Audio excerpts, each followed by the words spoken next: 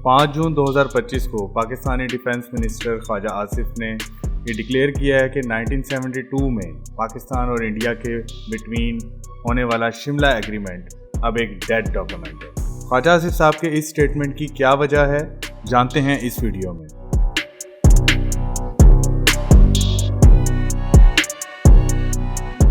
Actually Khwaja Asif साहब ने ये स्टेटमेंट इंडिया के suspension of Indus water treaty के रिस्पांस में दी है।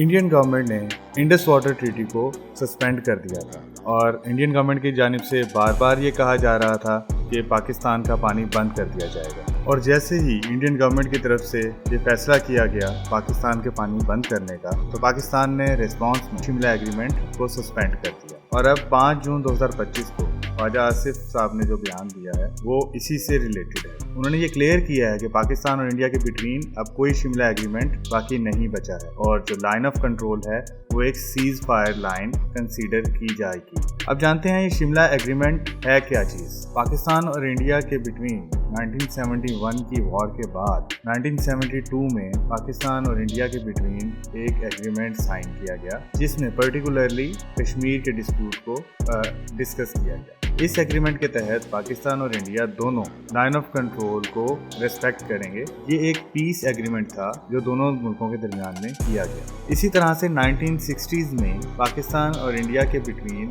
यूनाइटेड नेशन और वर्ल्ड बैंक के ताउन के साथ एक इंडस वाटर ट्रीटी एग्रीमेंट किया गया जिसके तहत कुछ दरिया पाकिस्तान के हिस्से में आए और कुछ दरिया इंडिया के हिस्से में चले गए। अब इस एग्रीमेंट के तहत इंडिया पाकिस्तान को उसके हिस्से का पानी देने का पाबंद है, लेकिन इंडिया ने इसकी खिलाफ वर्जी करते हुए ये एग्रीमेंट सस्पेंड कर दिया, जिसके रिस्पांस में पाकिस्तान ने शिमला एग्रीमेंट को सस्पेंड कर दिया।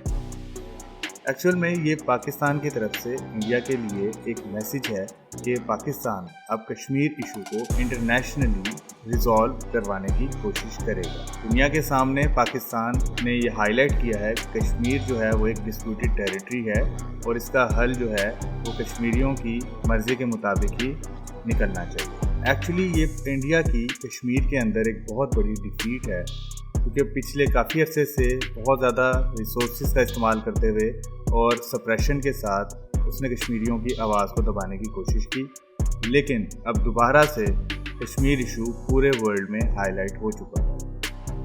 इससे रिलेटेड जो भी अपडेट्स आगे फ्यूचर में आती रहेंगी तो मैं इस चैनल पर अपलोड करता रहूँगा। अगर आपको ये वीडियो अच्छी लगी तो इसको लाइक करें और कमेंट कर बताएं कि आपका इस बारे में क्या ख्याल है। Thank you so much.